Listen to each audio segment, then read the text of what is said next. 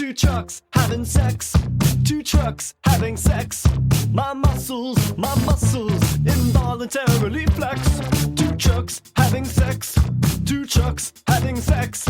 My muscles involuntarily flex.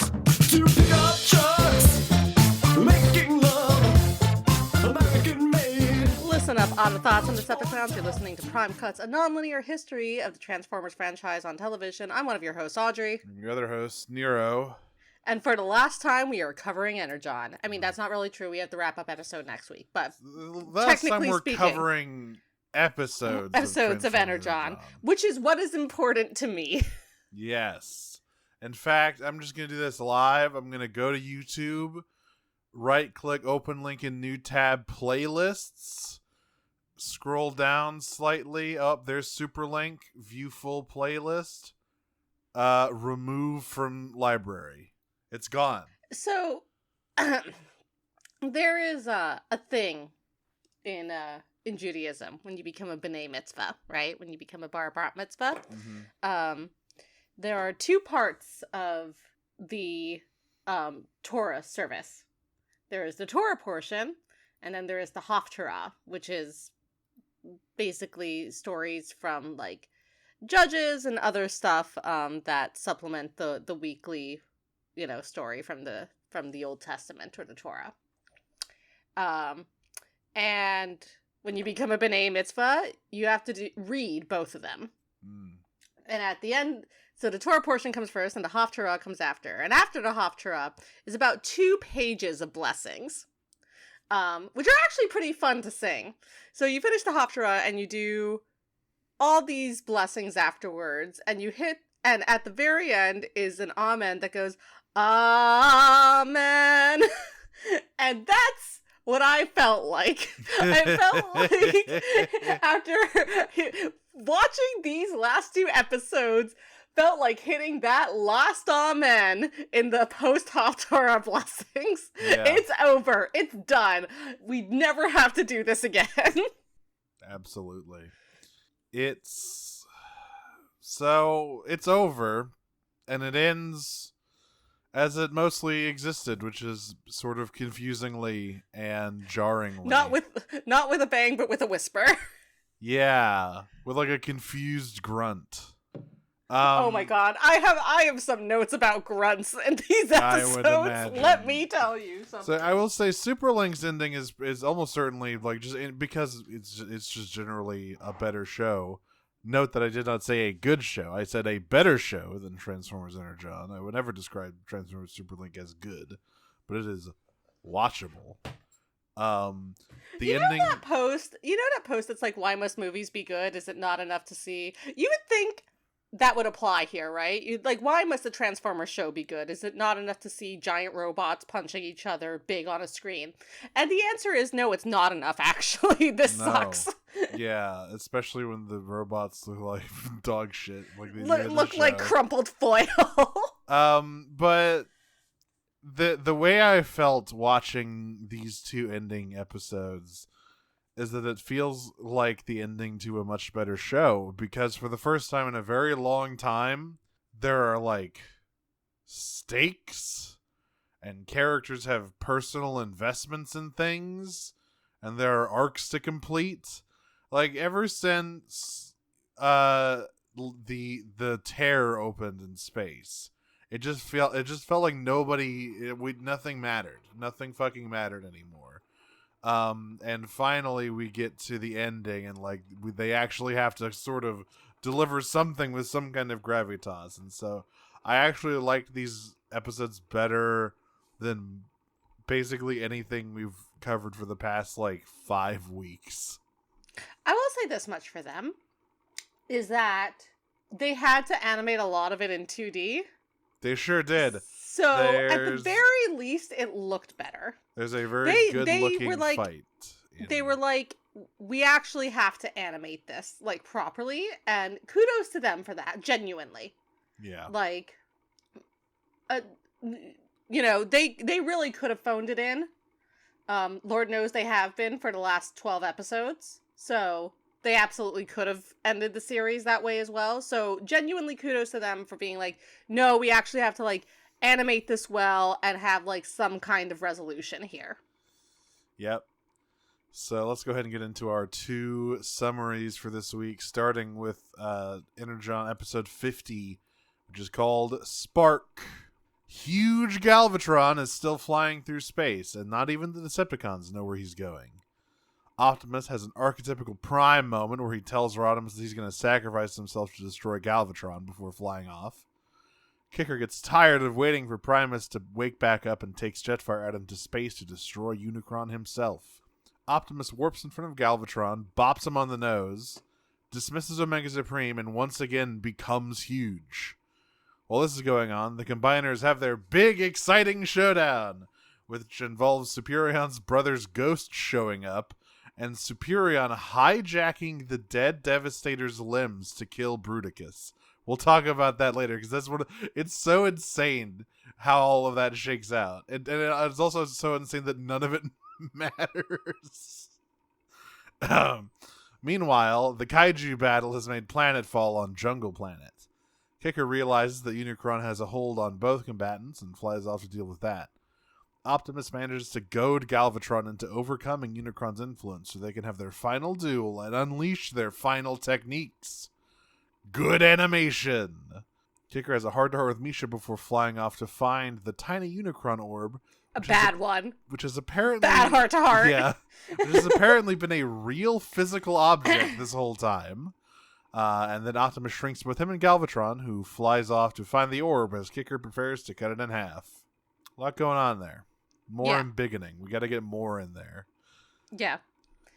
Well, my first note is that the important thing is that Bulkhead is having fun.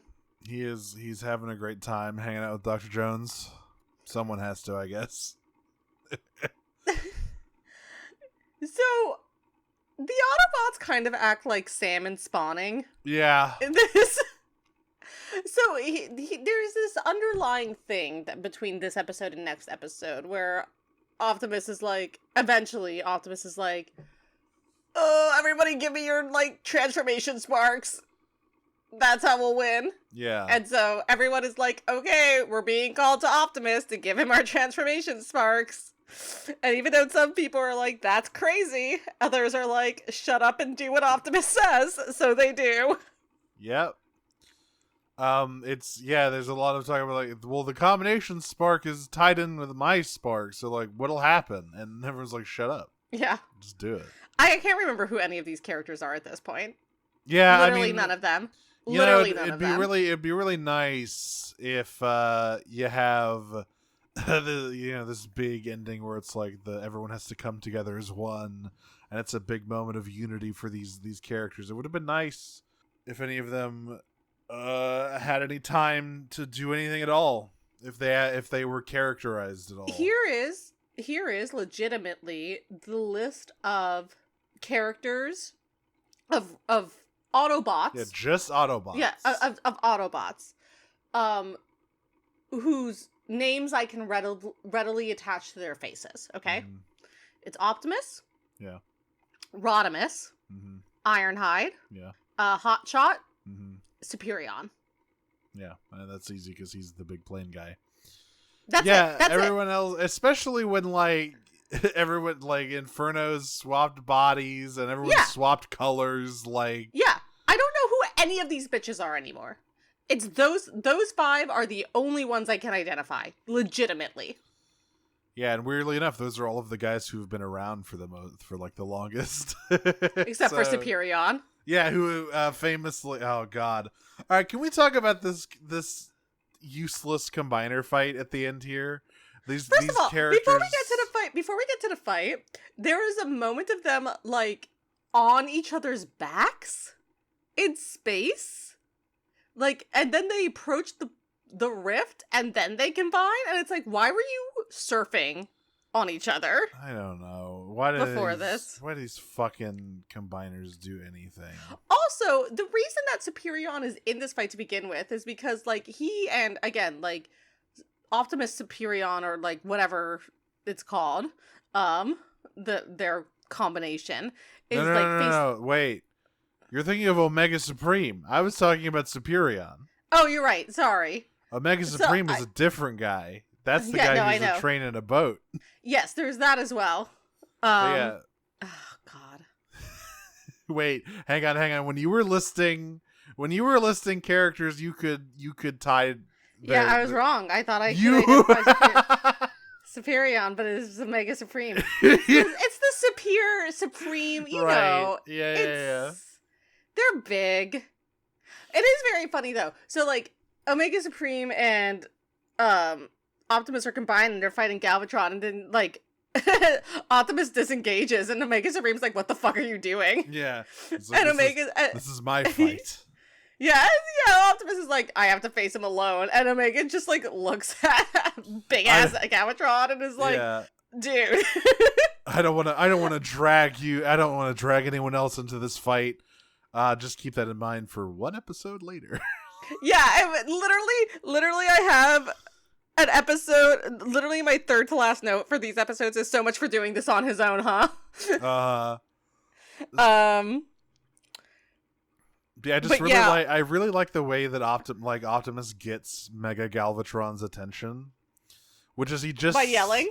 He just slaps him on the nose really hard in jet mode. He does also just go. He does like a Super Saiyan power up beforehand, which is actually quite funny. Yeah, he does a Super Saiyan power, but then what that power up is for him to like boop him on the nose like he's a shark. Yeah. All right. We can cover all of the combiner stuff very quickly because it is literally so short. Sure. And remember, these guys, they're huge, they're big, they're huge, they're super important. No, they aren't. They're okay. So it's Superion, Bruticus, and Devastator, right? Or Constructicon Maximus. Who cares? And they're like, haha, it's time for us to fight. And Superion's like, yeah. And then they beat the shit out of Superion for a while. And so the thing about the limbs not being treated as separate characters in this show is a good thing, because the shit that they do in this scene would be so fucked up if they were like people. Because the first thing that happens, and this is like these are like some of the most violent deaths we've seen on this show. Yes. Because the first thing that happens is that Superion launches all of his limbs at Devastator to pin him to the wall, and then just shoves his hand into his chest to kill him. So that's one down already. You know, our big important combiners that have a purpose to be here for sure. And then Bruticus blows up all of the limbs, all of Superion's limbs, so he's only the like little core robot now. But then Superion is saved by a ghost of his brother. Thank God. Somehow. And then this is the really fucked up part. He combines with Constructicon Maximus's dead limbs. Like he just puts them on to kill Bruticus. Remember that part in Lost Light where the Protectobots had to form Defensor, but they lost a member, so they had to combine with like a dead body? And how fucked up that left everybody? What if you did that but 5 times over? But it's fine because they aren't real. And they were bad people anyway. That is literally it for the combiners. That is it. Their whole purpose was building up to this one like cumulatively 2-minute fight scene. Insane that we devoted that much screen time to these fucking guys. Anyway, what else happens in this episode? What else happens in this episode? The big animation upgrade. Well, yes, there is the big animation upgrade. But before we get to that, we do have actually one of the worst things I've actually seen in this show, which is the way their mouths move over the bad tinfoil texture. Oh yeah, it doesn't look good at all. We've had that before, but we get some close-ups in this episode. It's like, oh, you didn't even try. Yeah. I can't even remember. Like, there's a lot of bantering between Galvatron and Optimus in this episode, which is actually fairly entertaining. Like, I won't fault them for that. But I can't remember what Megatron even says to him anymore, but there is a point where Optimus just responds, huh, which is pretty funny. And then Yu-Gi-Oh! The animated, the abridged series voice, she exploded. Whoa. Whoa, hang on. Sorry. I just looked down at the quotes. Something fucked up happened to the scene with the combiners. Okay. Oh, yeah? So in Super Link, the dialogue before the fight starts is basically just the combiners going, we should go back Galvatron up, and Superion going, no, I won't allow it. And they're like, haha, we're gonna kill you and then go back him up. Very basic shit. And they also like, your brother sucked.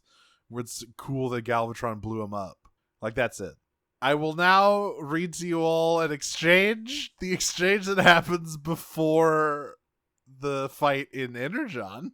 So Bruticus Maximus says, the time has come to back our fearless leader. And Constructicon says, sorry, Bruticus, but I'm not hanging around with you. Bruticus says, so, are you planning on deserting the great Galvatron? Huh? What is happening? And then Superion says, oh, would you two please quit bickering? And Constructicon says, stop it, Superion. Since when are you the boss of me? Now run along and find someone who cares. Bruticus says, I suggest we forget our differences and back up Galvatron. And Superion goes, grr, let's do it, and attacks. Yeah. What the fuck is happening? What the hap is fucking? And the wiki has captured this quote with, what do you doing?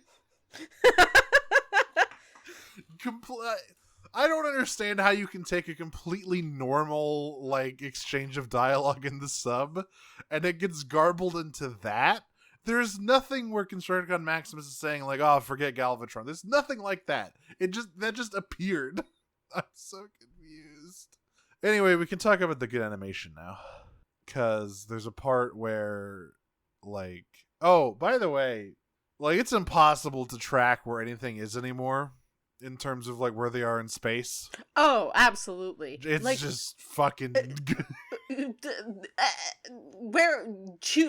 throw a dart. Yeah, until they'd said that they were on Jungle Planet, I couldn't fucking tell what planet they were on. Or why it was there, like... There's really no... we know that Cybertron is in Alpha Q's star system now. I know that there's some other planets, but nothing is ever shown in relation to one another. So it's just like, oh my god, he's headed over there. And I'm like, where? Where is he headed? What are you talking about? Help me. Anyway, the good animation. They unlock the really good animation for their big final... giant duel on Jungle Planet. Well, they unlock the good art. The animation is questionable compared to what we're used to. It's definitely but we need to talk. Up. We need to talk about the dropped frames. Yes, we need to talk about the fact that they only animate about 12 frames per second. Well, you gotta like. They don't have that much budget. I mean, look at the show. Right, exactly. I'm just saying, right? Like the art. We've unlocked the good art. Have we unlocked the good animation? Yeah. I mean, this is the longest sequence of 2D animation they've done for this show, so it makes sense. But yeah, they have their big fight. Optimus... It's really confusing because like Optimus has also tapped into Unicron's power for this battle, and he like told Omega Supreme to leave, but also he just like he manifests an Omega Supreme body on himself at some point. It's complete like, and it's never remarked upon at all. But like he just becomes Omega Prime. We are past the point of explanation. Yeah. These are the last 2 episodes. Things are just happening, and if you either get on board with them or you don't. Speaking of things just happening, I was never under the impression that the Unicron Orb was like a physical thing that you could go to. I thought that was like an abstract representation of like Unicron's influence, but but apparently there's just a tiny orb floating in space, and that's where Unicron is. We need to like, this is the size of a cantaloupe. It is To be smaller. clear. It's like the size of a grapefruit. It's like it can fit in Kicker's hand. I think it's bigger than that, but whatever. It is large fruit sized. You can pick it up for $3 at a supermarket. It's wild. And yeah, Kicker's just gonna cut it in half. Right, until Alpha Q is like, no, don't. No. Oh, is it Alpha Q in the dub? Oh, That's no, it's not. It interesting. is. It's Primus. It's Primus. I was about to say, are they continuing the No, Primus erasure? It's Primus. The last thing I will want to say is just this, about this episode is the talk between Misha and Kicker, which is actually, generally speaking, like, fine. It's, you know, whatever. Like, it is definitely, I would say, like, the most they've shown caring about each other mutually throughout this. My favorite part about this scene is Inferno standing awkwardly in the background. Yeah, and telling him to, like, wrap it up. Like, Inferno, like tapping his wristwatch, like Reggie Fils-Aime. Like, being like, come on, Kicker, we gotta go. By the way, I had no idea that was Inferno. No, that was... No. You're thinking... No, that was Jetfire is the one with Kicker. Oh, Inferno is the one in the background with Misha. Oh. Who's just, like, standing there. Here. But no. There you go. There you go. But yeah, I mean, the scene is generally fine. Like, again, I think it is the most sort of, like, the least tsundere either of them have been with each other. Like, the most they've, like, just been upfront about caring about each other. So it's, like, nice on the surface. But I do want to talk about Kicker's actual line of dialogue to her to reassure her that he'll be okay, which is, "Don't worry about me. I'll even come back in one piece." What? Hey, dude, you're trying to reassure her, and the best you could come up with, "I'll even come back in one piece." I gotta tell you, he also says that in Superlink. Fantastic. That is great. That is not a dumb stupidity line. That one they did right. They did that one phenomenal. Yeah. Anyway. But yeah, he's gonna chop that orb in half. Watch out. That's Spark. All right, here we go. The last one. The last episode anyone's ever made of Transformers Energon. Episode 51. The Sun. Oh yeah, I totally forgot to mention during that, by the way, that Scorponok and Ironhide have another final mega battle. Or like they square up for one, and then it cuts away. Because at the beginning of The Sun, Ironhide and Scorponok have a little telepathic conversation, both exhausted on the ground after their for real last time final duel for real ever. This shit made me so mad. Kicker is about to destroy the Unicron Orb when Primus pipes up to tell him not to. See, the whole show has actually been about duality and shit, so Unicron is actually the key to the future. Meanwhile, the Autobots... It's impossible to say if Unicron is bad or good. Meanwhile, the Autobots all stand around Optimus's comatose body for the upteenth time while Jungle Planet burns. Galvatron arrives to take his revenge on Unicron, and Kicker has to fend him off on his own. Then a bunch of shit starts happening at once. The Autobots' combination sparks all begin glowing to draw them to Optimus's side. Primus leaves Cybertron to go grab that super Energon and mold it into a big orb, and Omega Supreme arrives to back up Kicker. Omega tells Galvatron that actually Unicron is inside all Transformers, which is an idea that Armada delivered and portrayed way better, but I digress. All of the Autobots give up on their corporeal form to lend their strength to Optimus. But he doesn't wake up, because Ironhide's not there yet, because he's still dead on the ground. As Galvatron accidentally reabsorbs Unicron and becomes huge yet again, Scorponok wakes up and delivers Ironhide to Prime's side before dying. As Omega Supreme fails to stop the once again embiggened Galvatron, Optimus arrives bathed in holy light. He combines with Omega Supreme to become huge also and grapple with Unicron, keeping him in place to be absorbed by the Super Energon Orb and ignited into an Energon sun. Kicker is horrified to realize that not only is Optimus planning on going down with Unicron, he's taking all the Autobots with him. They all pipe in to say that they're fine with it, but he's still pretty bummed out. Thankfully for them, Galvatron retakes control and decides he's going to die on his own terms. He and Starscream willingly enter the Energon Orb, igniting it into a sun and bathing Alpha Q's planets with light. Mirage follows them in, leaving Snowcat and Demolisher to figure out what they're going to do with their lives now. Light shines on a brand new day, and Kicker and Ironhide share one more nice moment on Ocean Planet. And that's how Transformers Energon ends. I mean, it could have been worse. It definitely could have been worse. I know the bar is on the ground, but like it could have been worse. As I said in the chat earlier, this is basically just a shittier version of Transformers Armada's ending. Like, the threat of Unicron has been vanquished, but the fight still rages on. Galvatron realizes that like he is keeping Unicron's like essence within him, and so he willingly kills himself in order to break that cycle. Where have I all seen that shit before, huh? Where have I seen that shit before? It looked way better though. I'll tell you that much. Yeah, I mean, listen, we should be so lucky that they borrowed more from Armada. This fucking although, you know, it does have Optimus laying on the ground comatose again, which is just like another one for the wall of Energon Optimus L's. It doesn't have Optimus like on his knees covered in mysterious white fluids and groaning, but you know, we can't have everything. That's true. We don't have a Bukake moment this time. with Galvatron demanding that he satisfy him. Yeah. That episode's crazy. Optimus Bukake moments. That episode's crazy. This one's just okay. That is the measure, by the way. Yeah. Of what we consider a good episode. Does it have an Optimus Bukake moment?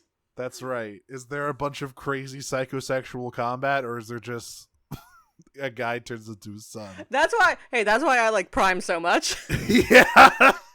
So that shit goes crazy with the psychosexual combat. So like, there's a lot to discuss here. I will say, first of all, they continue to like, the lighting in this episode is good. Like, and also something I forgot to mention in the last episode, but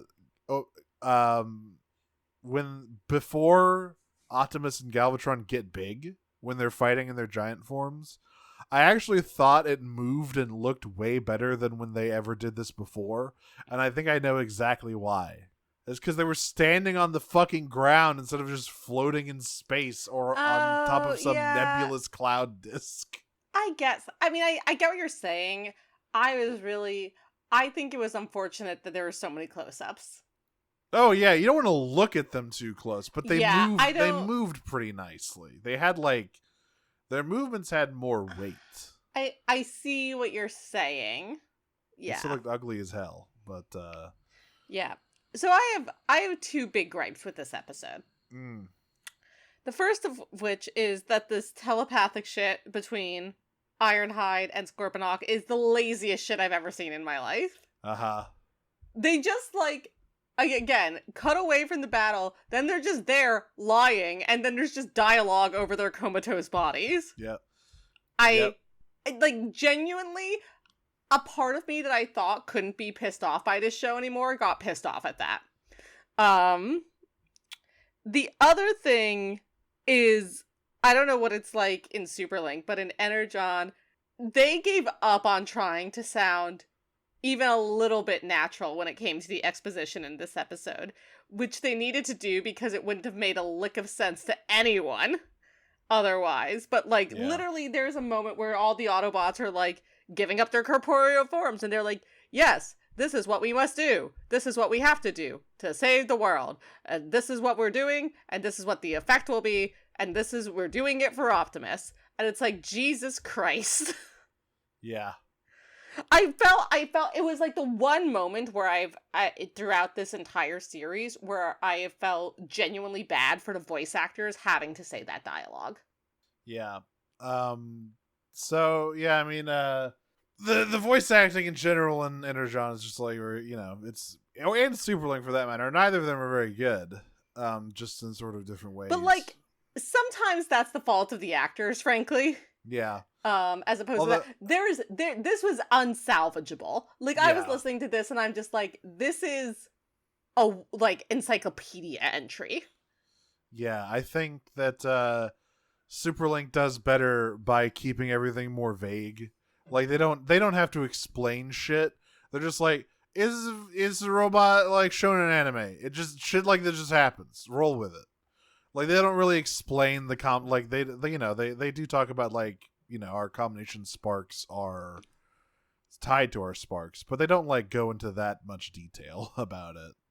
In fact, sometimes I feel like Superlink doesn't go into enough detail and just sort of leaves me in the lurch. And listen, like I understand why they did it this way, right? Because there was so much going on. There's a lot of if they weren't abstract shit happening. If they weren't just like weren't super explicit about it, no one would have been able to follow. So like I don't necessarily fault the writers for it either. It's just or like the dub translators at least, right? Like I do fault the original writers for writing it this way badly, but like I don't necessarily fault like the translated dub dialogue for it, but it's like it's pretty grim. It is like really notably of this entire series, like I've obviously been very frank about how much I dislike this series, but of this entire series, I've never had a moment where I was like, oh, that's just like there's nothing you can do about that to make that better. Yeah, there's just no road you can take to improve. Yeah, there's just like nothing that could have been done there to have improved that, which is unfortunate. So, before we get to the big final thing, I want to talk about well, there's a few things to talk about, but one of the ones I want to talk about is Scorponok's final scene here. This sort of like culmination of everything, right? In Superlink, you know, he's a very conflicted character. He has, you know, he had all his shit rewritten. He has this loyalty to Galvatron, but there are lingering bits of his loyalty to Alpha Q. And in Superlink, he brings Ironhide to Jungle Planet after their duel, and he tells them, you know, I'm only doing this to save Galvatron from Unicron's influence. But at the end, right before he dies, he kind of wistfully goes, "Our planets," because he's like remembering. Yeah. And then he dies, and Ironhide says, "So you do remember?" In the dub, they park the car and they fuck the car in this fucking scene. It's all just very garbled, and like the last thing Ironhide says to Scorponok is, "You don't have to go," instead of "You do remember." Yeah. What the hell are you talking about? He died. You beat the shit out of each other. Oh God. I mean, it's once again they didn't dub that one episode, so it's like what else could they have done? Their shit was just fucked. Yeah. It's yeah. I still can't believe I just never found an explanation for why that happened other than we forgore. We forgore. Like, it's ridiculous. What do you want? We forgore. We do, I mean, we talked about this, but I do appreciate how literal we get with Deus Ex Machina. Oh yeah, Primus. He literally leaves. He Rad and Dr. Jones like, oh my god, he's breaking all the limiters, and then he just like flies out of the chamber and goes to slurp up all the super energon and makes it into a big orb and then flies it out to space. So this stuff about like Unicron's duality, this is something that they've talked about before. It's just a thread that they dropped completely. Because, you know, they talked about how like, yeah, Unicron is a force of destruction, but also he is a force of creation because, you know, Alpha Q made all the Terracons and the planets and all that stuff. Right, and like he could have restored Alpha Q's planet. But and Alpha Q eventually did by like. Right, like that's why Alpha Q was like trying to stop people from killing him. And then they just kind of dropped all that shit for like the rest of the series. And in the final episode, they bring about like, hey, not everything is so black and white. The Unicron is a land of contrasts. And they're gonna hold him down and make him into a sun. Well, to be fair, he goes pretty willingly into the sun. That's that's not Unicron. That's Galvatron. Yes.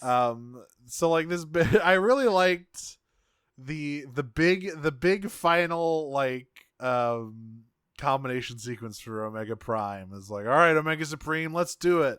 Our big final thing, and in Superlink, it's like shining Omega Convoy, and it's literally just they have like a bloom effect attached to them, like they're just glowing white. There's no other like special thing happening. It's so fucking lame. I love it. So there are 2 lines of dialogue I want to call attention to. Mm-hmm. Which is, so Galvatron comes across Kicker trying to get to... Oh, but before, can we just say, Galvatron, Emperor of Destruction, heir to Unicron's power, cannot beat a teenager in a sword fight. Yeah, so that's what I was saying, right? So, like, Galvatron, like, comes across Kicker trying to get to Unicron, and Kicker's like, okay, I'm going to fight Galvatron, and then he does successfully. And then Ironhide shows up, and Ironhide's like, Kicker, are you okay? And Kicker, word for word, goes, oh, I'm having a real ball here. Which is a great line from Kicker. And then the other line I want to call attention to is before Galvatron dives into becoming a sun, he looks at Optimus and goes, well, it's been a real slice, hasn't it? God. Well, it's been a slice, hasn't it? A real slice? Oh, and Unicron, just for your information, even though you're within me, you will never possess me, for I am the mighty Galvatron. Behold, yes. My new world awaits me. Glory to the Decepticons. It was much more energetic than that. I know you're reading from the TF Wiki, but... Yeah, I have no idea how it was said, but much more energetic than that. But, well, it's been a real slice, hasn't it? Real slice is so fucking good. That's amazing. David K is the Gary Chalk he falls victim to this fucking awful direction quite a bit. Yeah, Gary Chalk. David I like Gary Chalk a lot, but this is not his best performance. And I feel like a lot of it is not on the actors for this. It's just like no. But David, well, it's been a real slice, hasn't it? But David K is unassailable. Best Megatron, always and forever. It's been a real slice. You better have life insurance, Prime. Oh man, I'm still a Frank Welker girl, but yeah, David K does a good job. And yeah, like I said, this show ends with a mass suicide. Yeah, it does. I mean, most of them get better. Yeah. R.I.P. to Starscream. He had a great character arc this season where he was brought back from the dead, and he was like a tortured amnesiac ghost for a while. That was kind of cool. But then Megatron did some like mental BDSM to him, and then he was just normal. Yeah, and liked him, and then that's what happens when you get put into torture the Nexus. Yeah, what a dynamic, what a dynamic and interesting character. Way better than that lame shit they did in Armada. Who gives a fuck about all that conflicted warrior bullshit? Now, what if he was just there and did nothing? That's like the end of every character arc in Energon, though. Like, with Demolisher, he's torn between his new friends and his old loyalties. Well, actually, what if he just got reprogrammed and sat there and did nothing? Oh, Rodimus, he has like different goals from Optimus, and he's got like a different philosophy about Unicron. But what if he just fell in line and just kind of sat there and did nothing? Oh my God, is Inferno going to be able to beat the corruption that Megatron has instilled with him? Can his inherent goodness win out? But what if it did, and then he just sat there and did nothing? Sorry, who? Who? Yeah, who? Who? John. I would like to say though, I would like to read the last lines of Energon here between Kicker and I, because I actually think they're pretty nice. Yeah, they are. Where Like, they're on a nice note. They're on Ocean Planet. They're chilling, and Kicker's like, "Hey man, you say something. You know, we did it. We won the war." And Ironhide goes, "You know, Kicker, the guys I work with, I couldn't ask for a better bunch, but you will always be special." And Kicker goes, "Yeah, check it out, check it out, Ironhide. That's our future up there." And he points up at the sun. And happily after, and none of this will get. Don't worry about anything called Transformer Cybertron. Don't worry about any sort of black hole situation. It's fine. Don't worry about it. It's fine. Questions. We have so many of them. We must get to them. Is there anything else we missed in the sun? No. I just wanted to call attention to those 2 lines. I really like that Demolisher and Snowcat presumably just hang out now. Like they just don't have anywhere else to go. Yeah, they do say that Mirage was never very bright, which is very funny. God. Because Mirage is like, I have to go after Galvatron, and they like watch him like chase after Galvatron, and they just like, yeah, he was never very bright. All of the Decepticons died except for those 2. Literally every single Decepticon character in this show died except for Demolisher and Snowcat. Wow. Well, that's not true. They died. No, they got Cyclonus never died. He just got beat up a bunch. I guess Demolisher technically did die because he had the whole floating spark thing. He had to build him a whole new body. Yeah. They died. But not a second time. Not a second time. Okay, questions. Here we go. Alonzi. Any on Twitter? Let me look. I think I might have one on Twitter. I just tabbed. I don't think so. I just tabbed over to Blue Sky instinctively. No, we don't have any on Twitter. Fantastic. Our first question comes from Sidewinder Sabrina. So how's that animation? Okay. Honestly. It looked very good, but it didn't move very well. Yeah, it kind of made me want to rewatch as Gridman. Because that's like, I think the guy who does the animation like direction for the 2D stuff in this show is like the director for that show, which makes a lot of sense if you know, because like every character in that show, all of their color palettes are based on like extremely obscure, like shattered glass characters. It's crazy. Shockwave's massive honker asks, how much texture compression does it take to make Galvatron the size of Earth? A lot. That man is fucking 64p. That man is looking like an alpha Minecraft texture. Yep. 1 second. I would love once again, if it's not related to the episodes, I'm skipping it because you guys gave us 2 like full pages of questions. So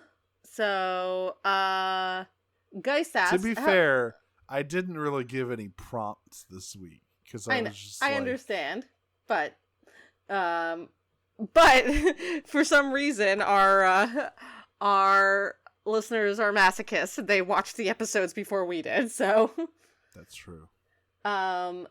Geist asks, how absurd is it that they took the time to change both Optimus and Megatron from 3D models to animation for the big fight and then didn't even do the animation completely? Pretty fucking funny, honestly. This show's production just must be like looking into a fucking madness rune. Like, we can't ever know the details of what happened behind the scenes because it would just fucking like it's just too much for the mind to comprehend that this is how it happened. Short knock chat asks, how deeply has the Energon poisoning seeped into you? Well, you know, I'm bathing in the beautiful clean light of this Energon sun. I have deleted the playlist from my saved library. I am healing. It is a time of great healing. We are on the journey to self discovery and healing for 2 more weeks until we subject ourselves to a new kind of dog shit. Hey, you don't know that. You don't know what I've chosen. No, of course I forgot. We're keeping the kayfabe open. We're keeping it intact. Nobody knows what we're picking next. There's a question about it though, which is very funny. Does it make you feel worse or better knowing that pretty much all of the show is just going to get thrown out the window for Transformers Cybertron? Honestly, better. Yeah, that is a much better show in basically every way. And 2, like, I hate almost everything about this show, so it's really funny that, like, it all gets undone by a big black hole. Guy Sass, how little did the battle between the combiners matter in the end? Did it matter at all? Is it all messed up that Superion stole the limbs off another combiner? No, not at all. No, and absolutely. It's so fucked up. Imagine if that shit happened in any other continuity. Where, like, imagine if, like, in G1, there was a big fight between Devastator and Superion. That would have been like a DJD thing in IDW. Like, that's how fucked it is. Nightmarish. God.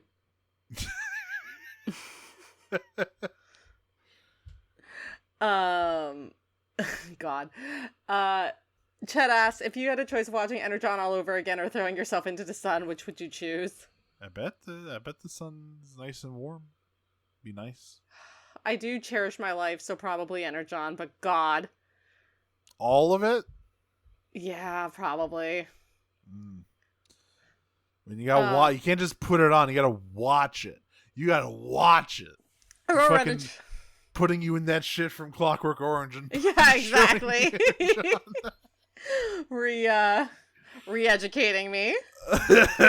we're gonna make sure you know which of these Autobots is which. You're gonna learn which one is Ironhide and which one is Jetfire.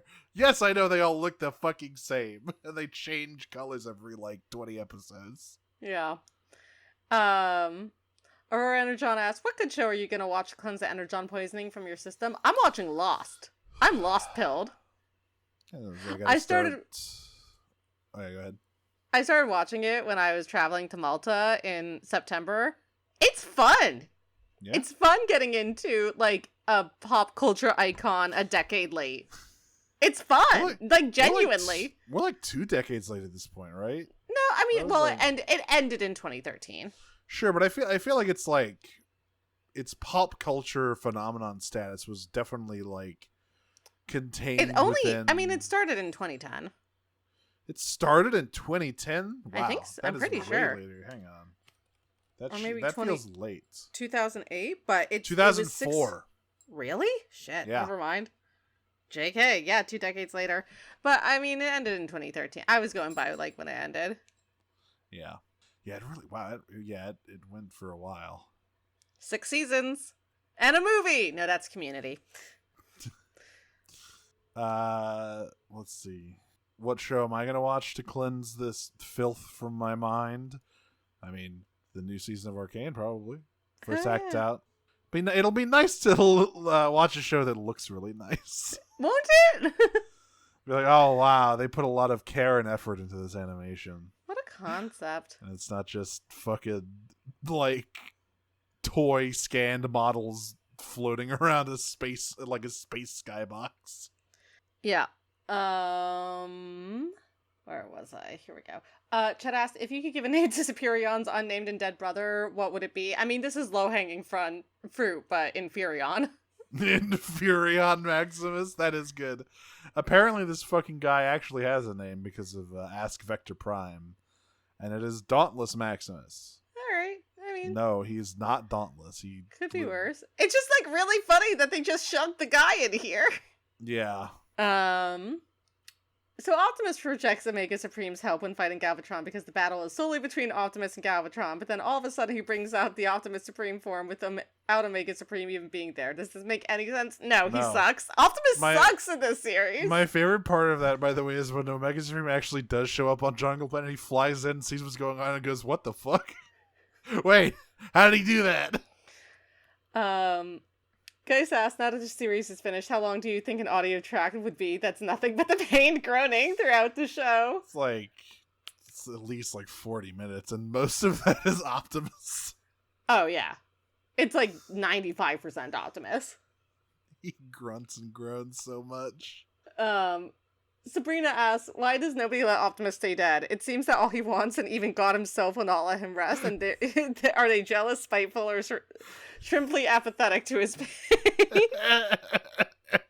That's true. This Optimus has been trying to die since like episode 10, and it's just like, nope, coming back.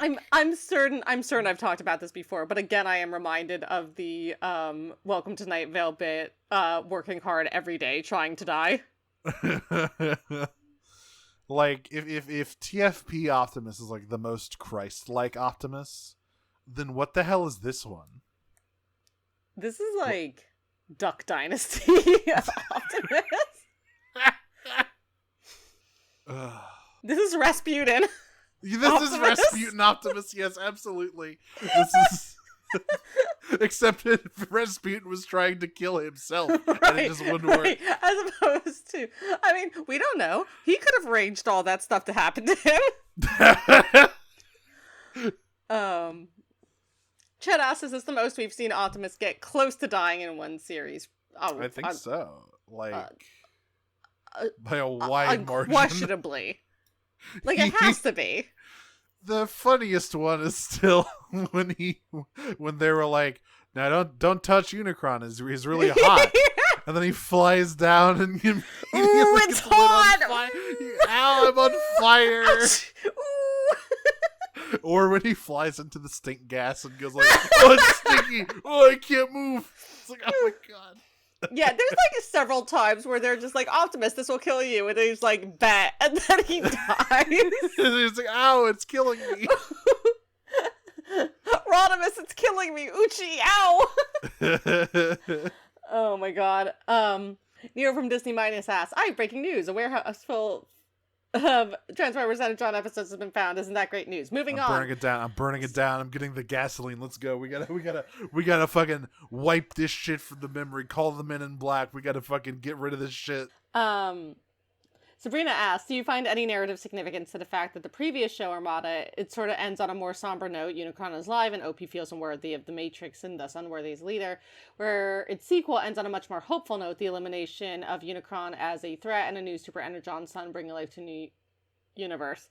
You just put more thought into this question than anybody did for any part of Energon. Like, but you know what? That's the fun part of fandom. So I love that for you. I think there is like a, it is sort of I guess it's like kind of the reverse Dark Metal chapter, of like a trilogy where it's like it ends nice, but Armada's ending is still better by like every metric possible. Yeah. In this continuity of Transformers, the Unicron trilogy, do you think that Unicron and Primus are two aspects of the same deity? If not, what do you think their relationship is? That's definitely like the read I got in Superlink, at least. Like, it feels as though with all the duality shit they start talking about at like the very end, it's like, yeah, there's some kind of like connect, like in classic G1, they're brothers, right? I don't think they're brothers in the Unicron trilogy. I think this is sort of a like counterbalance, yin and yang, cosmic sort of thing. I don't know if they're two aspects of the same deity, but I think they are like, you cannot have one without the other. Yeah. And as we will see in Cybertron, that is sort of, that does become a problem. I'm going to skip the next question just because it is so open-ended. So sorry, Sabrina. I'm gonna make sure we'll do this one next week for the wrap up. Yeah, we can do that for the wrap up next week. That's a good one. Vernitron Herzog asks, will the host be implementing a limit on questions per person for future series? It depends if you guys do this to us again. I'm thinking about it. I'm thinking about a damn 2 per person limit. Just gonna start deleting questions past the 2 per person limit. Gonna be up there on the fucking ridge with my sniper rifle. Just get rid of those questions when they roll in. Veer asks, besides the fact that he's hardly in the show and doesn't really add anything to the show, how do you feel about Superion getting what probably would have been a big, important, emotional fight that could have possibly been a big highlight in a better written series? I feel nothing. I want better. I like the Combiners, and I've always felt as though, Superion is always like. I guess Superion is different because he's always like, if there's an Autobot Combiner, there's like a 80% chance it's going to be Superion in like a big role. But I don't hate the idea behind what they tried to do with these Combiners. I just think that they didn't have anything, and they added nothing. Yeah, Defensor gets some play. That's true. Yeah, depending on it's like it goes like Superion's like 60%, Defensor's like 20%. What the fuck even are the other the Computron barely ever shows up. I think there's a fourth one that I'm just straight up forgetting. But that's how it goes. Yeah. Superion is the aerial bots, right? Yeah. Yeah. Plain man. Yeah. The moral, there was a plain man. Good old Silverbolt. Why is Primus being treated like a charging crystal, and why isn't anyone making sure the Transformers are staying hydrated while they charge him? Well, I think that's the Omnicon's job, actually. Yeah. What do you think? What do you think the Energon stars are? Yeah, those are just like they're like Jello packs of Gatorade. And also and Jo crystals combined in one. Wow. Form and function. How beautiful. Slipstream Sam asks, we've come so far with the first episode. There's been good times and bad, several iconic weapons, and plenty of new friends made. So now I ask you, host, if you could go back in time and make sure Hot Rod blasts the fuck out of Kicker in episode 1, would you? Absolutely not. Kicker ends up being the best part of the series. Literally. Are you kidding me? He's the only saving grace. I was wrong about Kicker. We were both so wrong about Kicker. Yeah. Kicker, I formally apologize to you. You are a really funny character. He's the only one who has anything going on past a certain point. Well, I'm having a ball right now. Like, he's the only one who's got any sort of, like, purpose at past a certain point. It's just legitimately a very funny character. Like, Kicker, more than any other character in this show, voices my actual feelings while watching it, because Kicker's like, what the fuck are all of you talking about all the time? And he's right to say it. And the stuff that we were annoyed about at the beginning is absolutely all excused by the fact that Dr. Jones is a psychopath. Yeah. And him not liking Transformers, him not liking his dad, that's not him being a bratty teenager. That's him being legitimately traumatized by his abusive father. He gets a free pass. I love Kicker. Yeah, like, Kicker, big respect. I no longer think he is the worst human psychic, like, by far. I don't think far? I think I like him more than I like the Armada kids. I like him more than I like Billy and Fred. I think I like him more than I like all of the Armada kids. Even Alexis? I mean, she's by far the most interesting of the Armada kids, but, like... I think they're on, like, the same plane. He's fun. Like, he is legitimately very fun. And it's... in a series like this, it is so rewarding to have a character, like, an audience proxy that's actually like, what the fuck are you talking about? Yeah, this show definitely does not need like a Star Wars prequel type thing of like people going back and like, actually, was this good? The answer is no, it wasn't. But people do need to reconsider how bad Kicker was. Yes. Because I don't think he's that bad in like the wider context of the franchise. Oh my god, I genuinely think he's the only saving grace to this show. Genuinely. Yeah.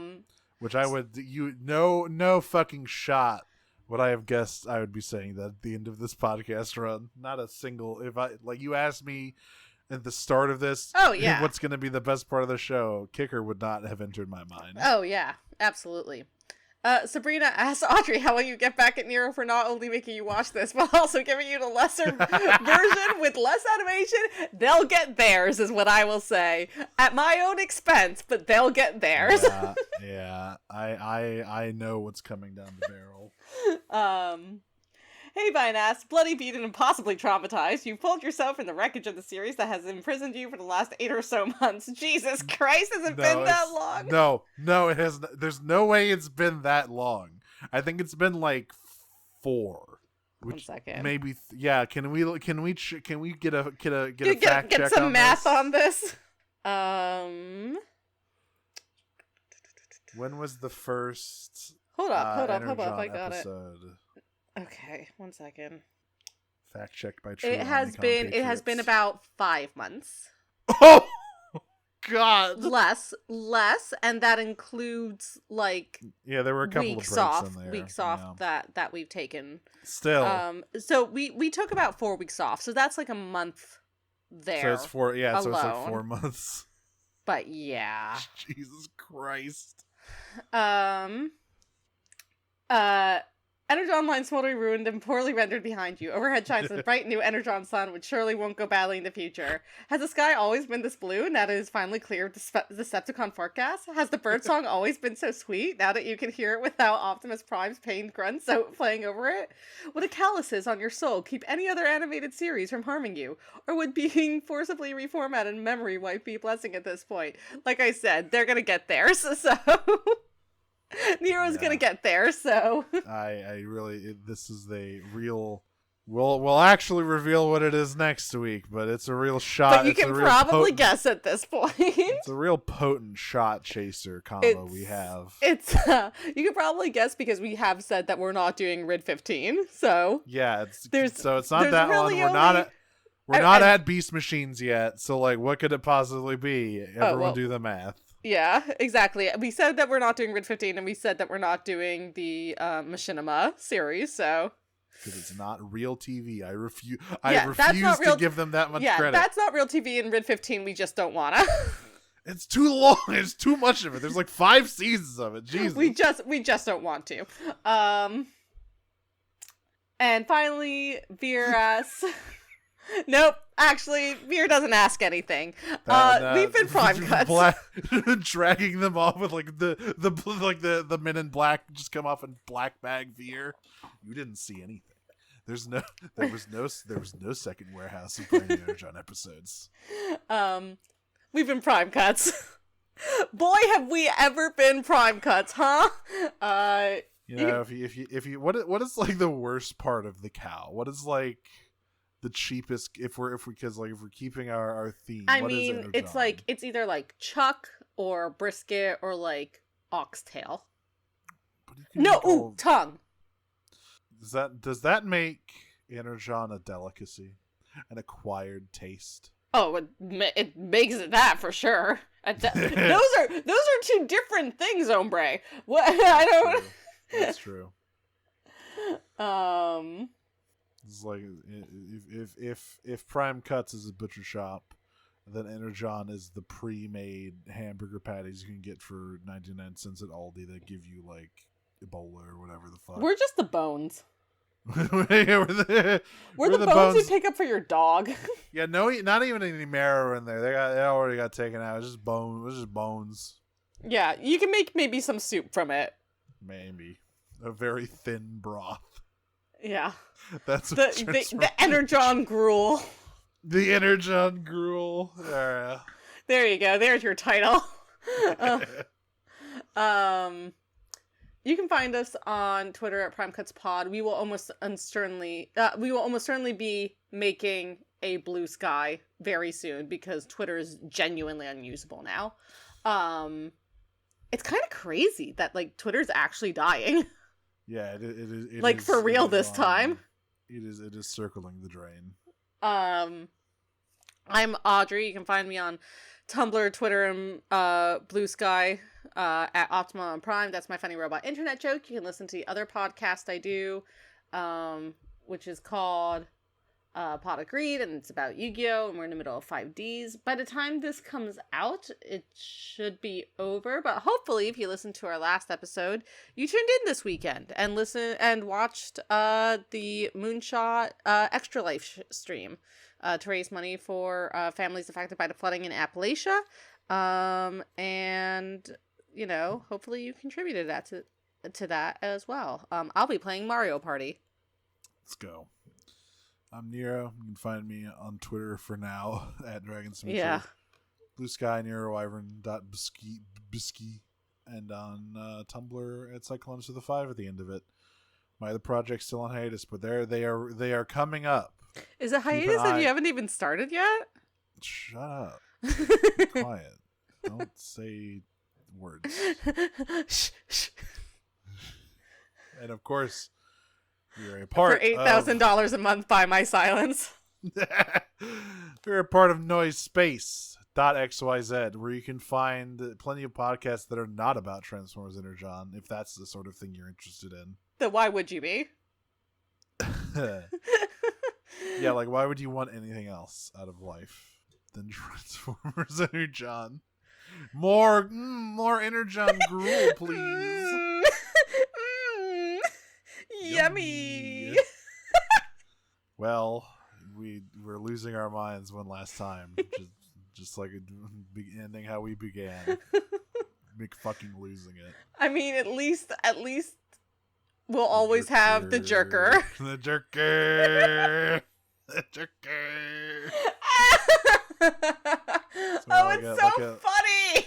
Like a fucking very maudlin, like, emotional, like, montage. Like, it's us talking about the jerker. It's Shock Blast and Six Shot dying badly. It's I Hope You Have Life Insurance Prime. All of the greatest hits. Set to Good Riddance by Green Day. I hope you had the time of your life. If we ever make a merch store, we need to make the jerker. The jerker. Hey, everyone, give us a 5-star review if you'd like official The Jerker t-shirts. Well, until next time, I am going to gather all my friends for a big ritual suicide to ignite a sun, transform, and roll out. It's been a real slice, hasn't it? Peach. Transformers, more than meets the eye. Transformers, more than meets the eye.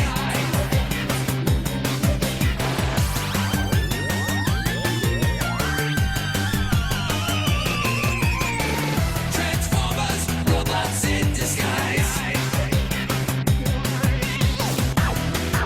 Transformers, Energon.